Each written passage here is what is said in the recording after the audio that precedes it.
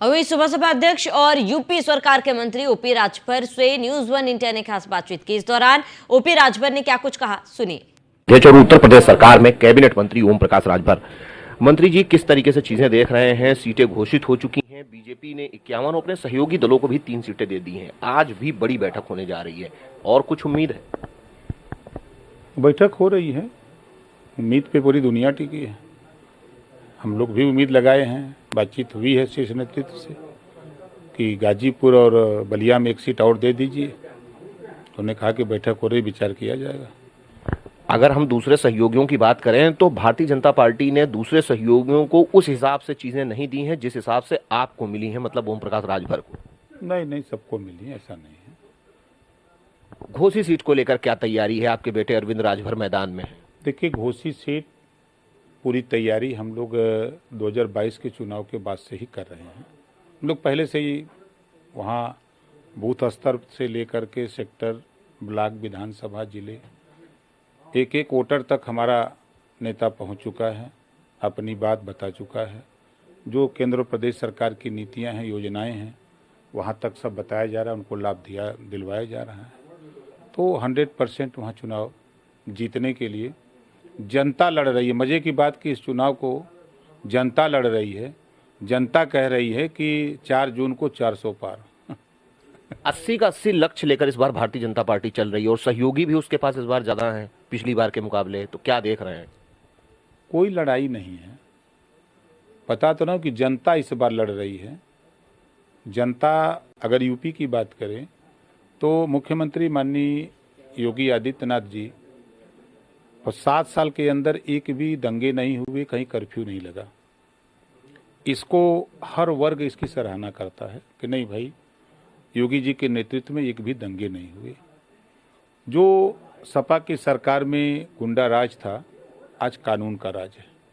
ये बड़ी संख्या में लोग, विपक्षियों को छोड़ दीजिए तो विपक्षी भी इस बात को दबी जबान से स्वीकार करता है। विकास के लिए अभी कल मैं बैठा था माननीय दयाशंकर सिंह जी के पास, तो मध्य प्रदेश से कुछ विधायक आए थे अयोध्या दर्शन के लिए, तो चर्चा होने लगी तो कहे भाई यूपी में तो इतनी अच्छी अच्छी सड़कें बनी हैं, हम लोग तो सोचते नहीं थे, तो हम लोग यहाँ तो बहुत गड्ढा है। बल्कि हमने कहा कि तब आप लोग बनवाइए, सरकार बन गई, अब आप लोग लग के उसको सही करिए, यूपी की तरह मॉडल वहाँ तैयार करिए। मतलब यूपी के विकास की चर्चा मध्य प्रदेश के विधायक आके कर रहे हैं, तो ये तो ताजुब की बात है ना। बिहार में भी आपने बहुत सारा प्रचार किया, और उत्तर प्रदेश की उन सीट पर जिन पर बीजेपी पहले कमल नहीं खिला सकी है, दोनों जगह आपने बहुत कुछ किया है। तो वहां के लिए क्या तैयारी इस बार? वहाँ भी पूरी तैयारी है। वहाँ भी एक सीट पर हमने बात की है, तो वहाँ कमल के निशान पर हमारा नेता लड़ेगा। इस बार के मुद्दे आप क्या देख रहे हैं? चुनाव शुरू हो चुका है, 20 तारीख से पहले चरण का नामांकन है, तो इस बार क्या मुद्दे आपको लग रहे हैं जिनको लेकर आप लोगों के बीच जा रहे हैं? सिर्फ विकास। इस बार का चुनाव विकास, जो योजनाएं केंद्र और प्रदेश सरकार की विकास की योजनाएं बनी हैं, जनता तक पहुंचाना हम सभी नेताओं का कर्तव्य है, और विकास के मुद्दे पर हम जनता के बीच में हैं। अयोध्या, मथुरा, काशी, चाहे वो काशी का कॉरिडोर हो या अयोध्या का भगवान राम का मंदिर हो, या लगातार मथुरा में भी जिस तरीके से भगवान कृष्ण की जन्मस्थली पर भारतीय जनता पार्टी की सरकार काम कर रही है, तो ये मानते हैं कहीं मुद्दा बन रहा है? तो जनता खुद जनता जागरूक है, यही बात है ना। जनता खुद लड़ रही है।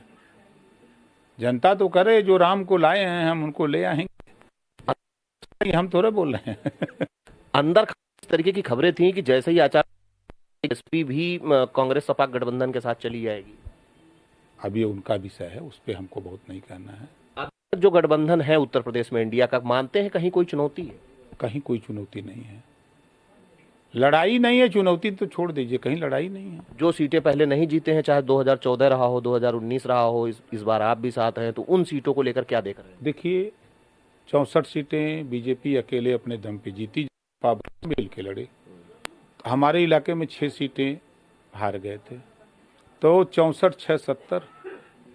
फिर ये दोनों अलग अलग लड़ रहे हैं 10 पे, तो कहाँ लड़ाई है? उसको भी 10 को इसी में जोड़ दीजिए तो 80 हो गया ना। कहीं लड़ाई नहीं है। ईवीएम के लोग अब बोलना शुरू कर दिए कि ईवीएम से हम लोग हारेंगे। इस नाते बोल रहे हैं कि चुनाव के बाद जनता के बीच में हम लोग जा कर के चुनाव के बाद बोलने लायक रहे कि ईवीएम की वजह से हम हारे हैं।